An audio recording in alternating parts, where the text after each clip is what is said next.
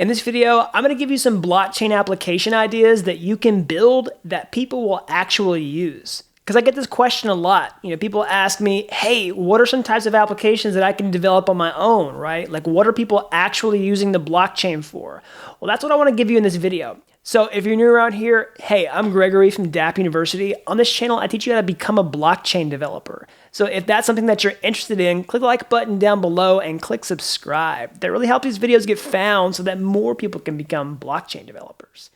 So let's get into this list, right? I'm going to give you some app ideas that you can build on your own that people will actually use on the blockchain for a couple different reasons, right? Like if you're a beginner and you're trying to learn blockchain development, this is going to help you solidify your learning. Or, if you were trying to become a blockchain developer professionally, this is going to be something that you can use for your portfolio to show to a potential employer so you can get hired. And if you're an entrepreneur and you want to build your own project, then these are also some types of examples of apps that people have already built so that you can kind of get inspiration from. So for each of these examples, I'm going to go over, the type of app, the use case, real world examples that you can draw inspiration from, and how to build them from a high level, like what kinds of tools and technologies to use, what programming languages, etc., etc. All right. So let's go ahead and get into this list. I'm going to pull this up here on my screen. So the first type of app that you can build for yourself would be a savings and lending app. So why have I included this as number one on the list? Well, because there's so much room for innovation in this space, all right? So something called DeFi or decentralized finance is a big trend right now. You can see that there's over $600 million locked up into DeFi smart contracts right now. So basically, decentralized finance is a way of taking existing financial solutions and porting them over to the blockchain. And savings and lending is one category where people are doing this a lot, okay? So some examples of these types of apps would be ETHLend or Compound Finance, where people can, take loans out on the blockchain. They can essentially lock up certain assets as collateral and borrow other cryptocurrency and then pay it back later. And there's a few different use cases for this. Like if you see here on ETHLend, you can basically get a loan for anything, like to pay your rent, to buy a car, or anything like that. I've even seen people talk about how they've used these loans in real life to buy physical assets. But one of the most popular use cases that I think is happening right now are cryptocurrency traders. So basically they are locking up cryptocurrency assets to borrow a different kind of asset, to try to go trade it and make a profit, all right? So this is a really common use case. And I think there's going to be room for multiple types of products like this because just like there are multiple cryptocurrency exchanges, there can be multiple lending and savings platforms because people are always looking for competitive rates and things like that. So what kind of technology would you need to build this? Well, the secret sauce is going to be in the smart contracts. So you would write these with the Solidity programming language and deploy them to the blockchain, and they would actually manage, the trading and lending protocol that uses token smart contracts, Ethereum cryptocurrency, and any other type of Ethereum digital currency that would run on the Ethereum network. And that's another thing I want to talk about in this list is that all these are going to be Ethereum-based projects with some exceptions, and I'll call those out. You'd also need some sort of client-side website, like if you go to any of these platforms, let's go like Compound Finance and go to the app. You'll need some sort of interface so that people can use this. You could use something like React.js or any other popular JavaScript framework like Vue or Angular to build a website that talks to these smart contracts. And if you had to add some performance to this website, you could also include another web server to offload any computation that you didn't want to put on the blockchain. Maybe storing some off-chain data that wasn't so critical to the application to try to speed it up or something like that, right? You could use JavaScript, you could use Node.js, you could use Python, the backend framework like Django or Flask or something like that. So another app idea is a decentralized cryptocurrency exchange. So what does that mean? Well, it's a cryptocurrency exchange that's non-custodial. It essentially means that your cryptocurrency doesn't live on a server somewhere that could be hacked. Instead, you control your own funds. And another reason this is such a great app idea is that there are so many cryptocurrency users out there. They're probably the largest user base on the entire blockchain, and they all want to trade their cryptocurrency at some time or another. And a decentralized cryptocurrency exchange allows them to do this. So what are some good examples? Well, IDEX is an example of a decentralized cryptocurrency exchange.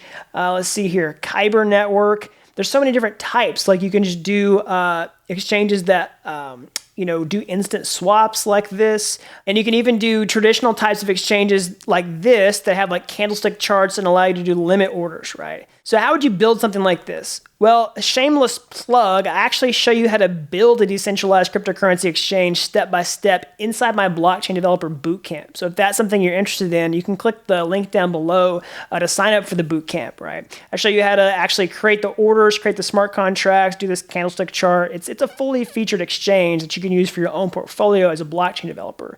Actually, this is just a screenshot. I don't have it actually running here on my screen. So anyways, but how would you build it just from a high level if you wanted to just dig into this on your own? Well, essentially, you would create some smart contracts that handle the trading, right? You could trade any type of Ethereum assets. You could trade Ethereum cryptocurrency itself, any Ethereum-based tokens like ERC20 tokens.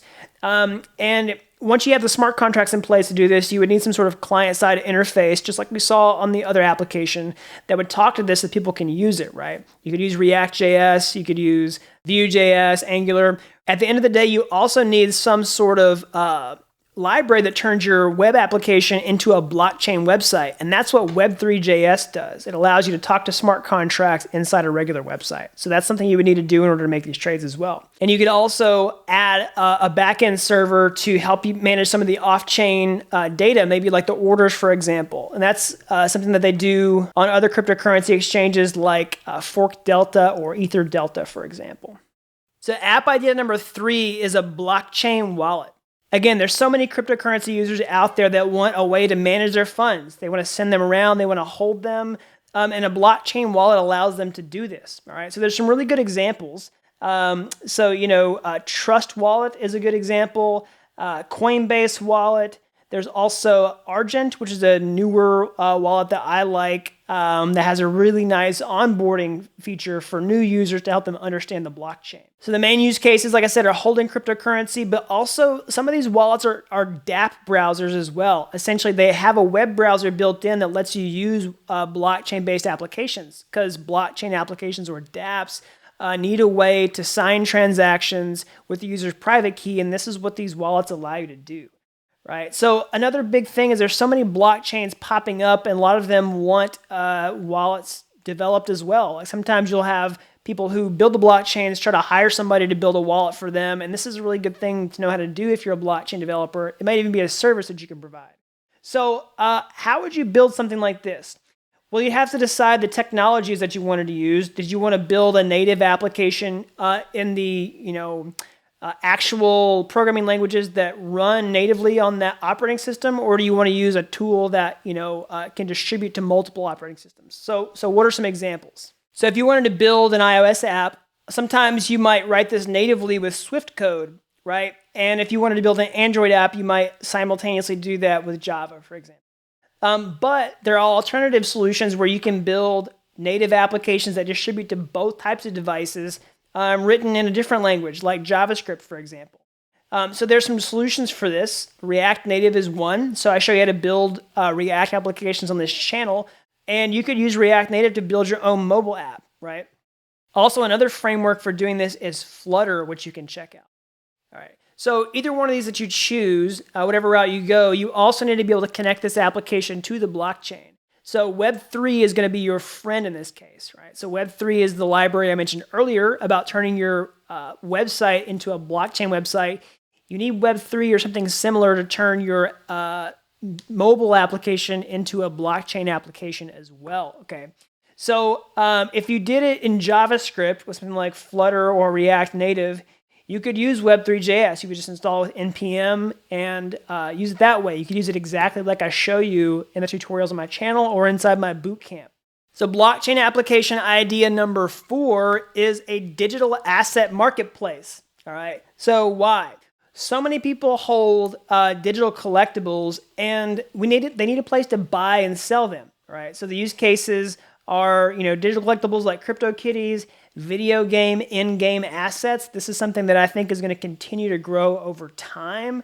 And also any digital asset that can be tokenized and put on the blockchain. Okay. So I've got a couple different tutorials that show you how to do just this if you want to build one yourself. So I have this tutorial that shows you how to build your own crypto collectible and also list them out in a marketplace. And then I have another tutorial that shows you how to build an entire blockchain marketplace step by step. So you can kind of combine these two things together to get your start in building your own digital asset marketplace. But as a high level, use the same types of tools I mentioned earlier: smart contracts, a blockchain website, Web3.js, React.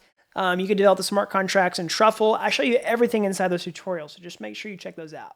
All right, so those are my top 4 blockchain application ideas that you can build that people will actually use. While we're here, I'm going to go ahead and give you some extra bonus ideas. I'm not going to go quite as in-depth on these. I'm just going to kind of rattle them off so that you might benefit from them.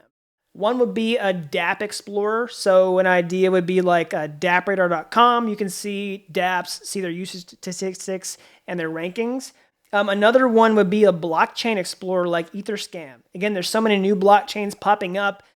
People might want to have their own blockchain explorer. Maybe you can build that for somebody else, or you can build a competitor to an existing block explorer. You can build an ICO, an initial coin offering. This would be a way for people to create their own cryptocurrencies and sell them and raise capital.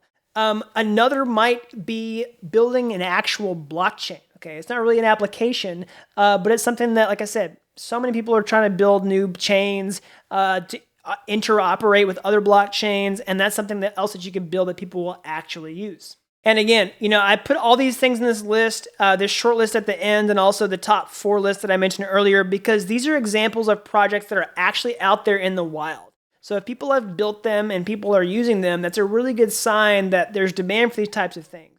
And even if people have built versions of this already, it's okay for you to build your own version, because competition is always a good sign. So if you're just trying to learn to become a blockchain developer and you're just getting your programming skills together, sometimes it's good to just build something that somebody else has already done. Just clone it, right? Especially if you just want to show someone what you can do. That's a really great way to start. It helps solidify your skills. It helps you model someone else and mimic them and learn from what they've done so that you can get better, right? And you can use that for your portfolio to try to get hired if you want to get a job as a blockchain developer. And, if you want to build your own project and get users, like I said, you can just take inspiration from what these other projects have done and differentiate so you can be appealing to a different set of customers, or maybe even the same customers. You might just have a different approach that can, offer some benefit in a way that another platform can't. Like I said, earlier when I talked about the cryptocurrency exchanges or the savings and lending platforms, people want multiple options where they can get different rates, where they can trade currencies at different prices. So, it's not always a bad thing to have some options out there in the marketplace. It doesn't make you necessarily a make or break a direct competitor with a different platform. There's lots of room for multiple people. So I hope you all like this video. I hope you all found this helpful.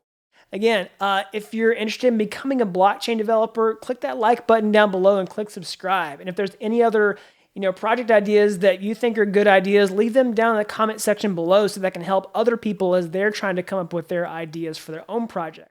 And again, if you're serious about becoming a blockchain developer, you can join my Blockchain Developer Bootcamp. You can go through my free training on my website. Click the link down below. It's at dappuniversity.com/bootcamp. All right, until next time, thanks for watching Dapp University.